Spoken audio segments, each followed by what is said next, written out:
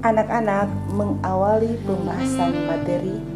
Seorang pelatih bisbol Amerika Serikat, Chiri Davis, pernah mengatakan, "Growing old is mandatory, growing up is optional." Dalam bahasa Indonesia, ungkapan ini dapat diterjemahkan, bertambah umur sudah seharusnya terjadi, namun menjadi dewasa adalah pilihan.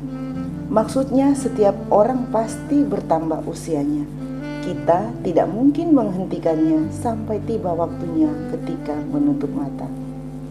Namun, bertumbuh menjadi dewasa dalam pemikiran, sikap, dan perilaku adalah pilihan.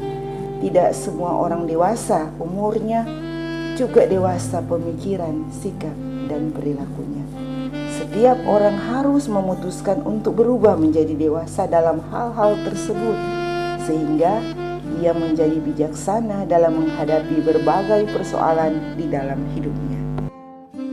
Demikian juga Abraham Lincoln pernah mengatakan, yang penting bukanlah tahun-tahun di dalam hidupmu, melainkan hidup yang kamu jalani di dalam tahun-tahun usiamu itu. Anak-anak, kita masuk pada pembahasan materi. Yang pertama, pemahaman tentang remaja. Menurut WHO, masa remaja terjadi dalam rentang usia 12 sampai 24 tahun. Sementara menurut Peraturan Menteri Kesehatan Republik Indonesia Nomor 25 Tahun 2014, remaja adalah penduduk yang berusia 10 sampai 19 tahun. Dalam masa remaja, berbagai perubahan terjadi sebagai bentuk dari pubertas. Anak di usia remaja juga cenderung memiliki perasaan yang tinggi jika tanpa kontrol yang tepat dari dirinya sendiri dan orang tua. Hal ini bisa membuat remaja terjerumus pada kenakalan remaja. Karena itu, remaja dapat dikatakan waktu berumur belasan tahun. Pada masa remaja, manusia tidak dapat disebut sudah dewasa, tetapi tidak pula disebut anak-anak. Masa remaja adalah masa peralihan manusia dari anak-anak menuju dewasa yang mencakup perkembangan fisik, intelektual, emosi, dan sosial.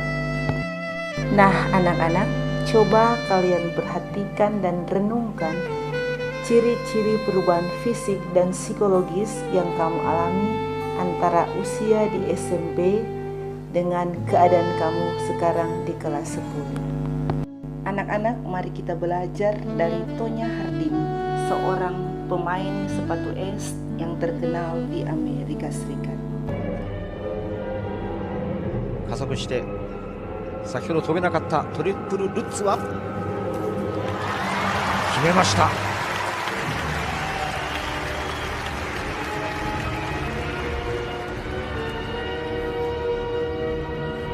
そして次は練習していたトリプルアクセル3回転半が出るか。出ません。1回転半です。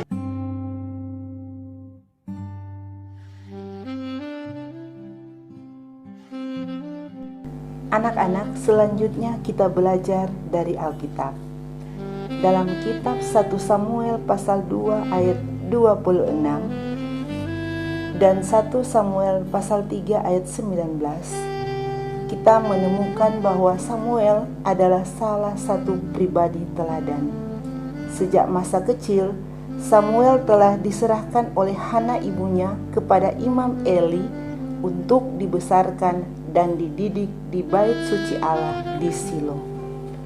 Kita menemukan bahwa Samuel yang muda itu semakin besar dan semakin disukai, baik di hadapan Tuhan maupun di hadapan manusia.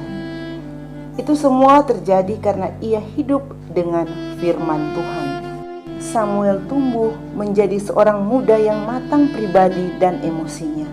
Sikapnya yang tidak egois atau mementingkan diri sendiri.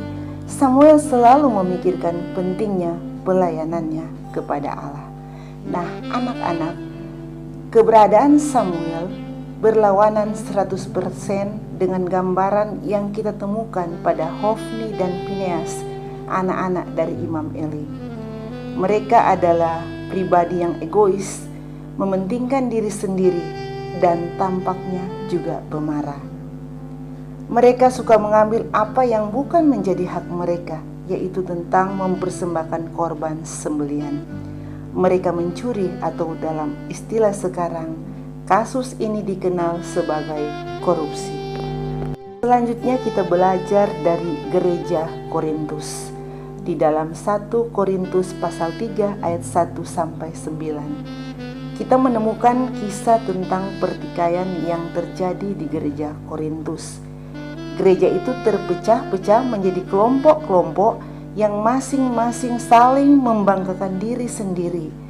Masing-masing kelompok ini menganggap diri mereka lebih baik, lebih hebat, bahkan lebih tinggi daripada yang lain.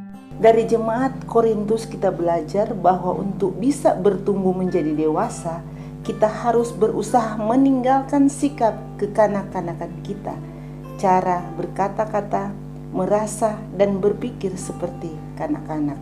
Kita harus bisa mengendalikan emosi kita dan mempertimbangkan setiap keputusan sebelum kita tergesa-gesa mengatakan sesuatu atau memutuskan untuk bertindak.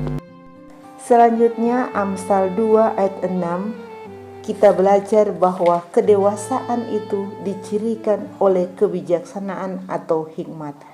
Hikmat dimulai dengan pengenalan akan firman Tuhan. Karena itu sangat penting bagi kita untuk hidup bersama dengan firman-Nya setiap hari, supaya kita bisa bertumbuh menjadi dewasa, matang, dan bertanggung jawab di dalam hidup kita.